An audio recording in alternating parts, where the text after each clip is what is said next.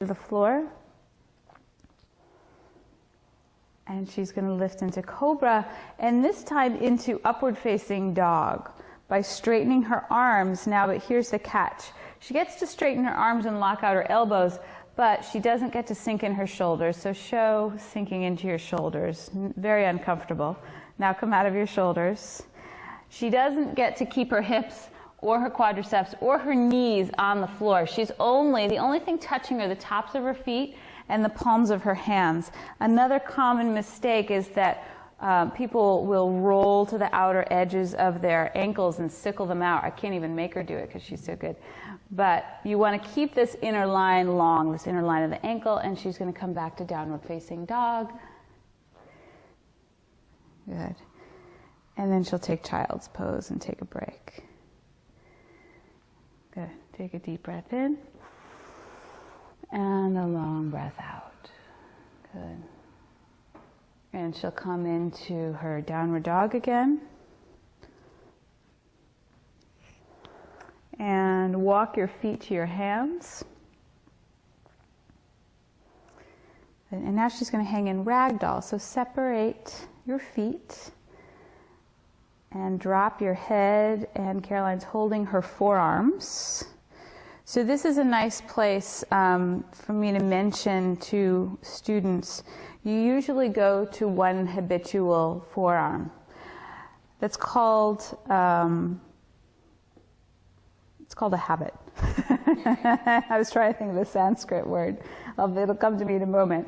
So I want you to go to the opposite arm. We're building awareness in yoga, and so we want to be aware of these habits, aware of our bodies. So we go to the opposite elbow and see what that feels like. Good.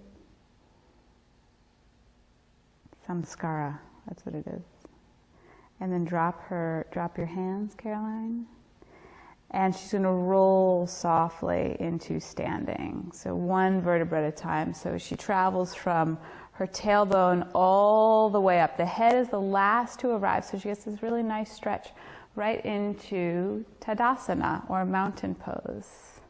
She might want to bring her hands to her heart for a moment, either in prayer or maybe rest one hand on top of the other and set an intention. And an intention it can be a mantra, and it's a nice way to start your practice. It's a way of setting an action into motion, practicing it during your asana or your yoga practice, and then being able to continue it when the practice is over. So now I'll have Caroline stand in Tadasana, mountain pose, and with the palms facing open, so an external rotation of her arms. She's really grounded in the four corners of her feet, the toe box, across the toe box from big toe to pinky toe, and even in the inner and outer corner of her heel. Those are grounded. If you can't really think about an inner and outer corner of your heel, then just think about the back, the very bottom of the heel.